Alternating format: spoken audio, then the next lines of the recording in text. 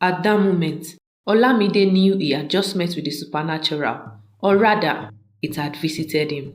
He stood frozen in the doorway, his breath thick in his chest, as the air around him grew denser, pressing against his skin. He hadn't planned to take the shortcut home earlier that day. The shortcut is like a forgotten part of Lagos. It was a narrow lane between crumbling buildings, reeking of trash and wet concrete. A forgotten part of Lagos. A mix of anger and hunger made him choose to walk after the lightness he felt in his pocket from his purse being stolen at the bus stop. That's when he saw it, a Nokia 3310, old, scratched and out of place. Yet, something about it drew him in. He picked it up. As soon as he touched it, the screen flickered to life.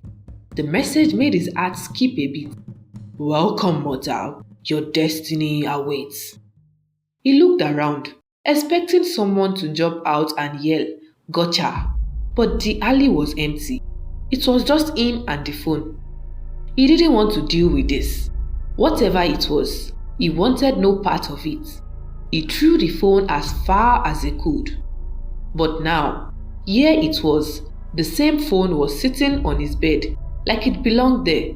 It vibrated, glowing unnaturally, mocking, as if challenging Olamide to a call he was not sure he was brave enough to answer. So, he just stood there, rooted to the spot.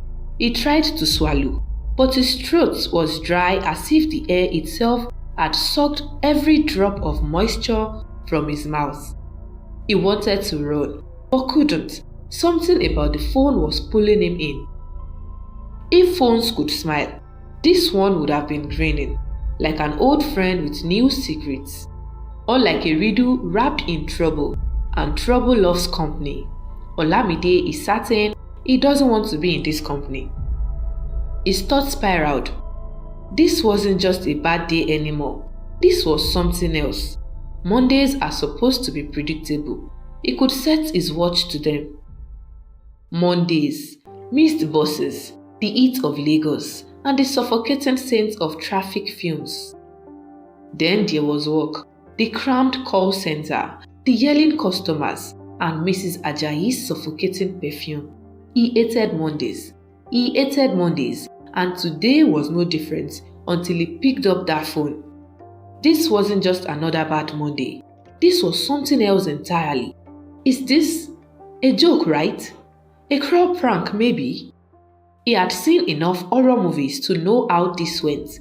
Some guy finds a strange object, messes with it, and bam!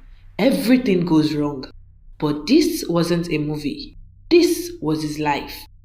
He shook his head, trying to clear the confusion in his mind. This was insane. Completely insane.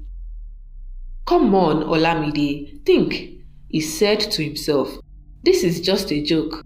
Just a broken phone. Nothing more." But deep down, he knew better. He knew this was no joke. There was something strange at work here.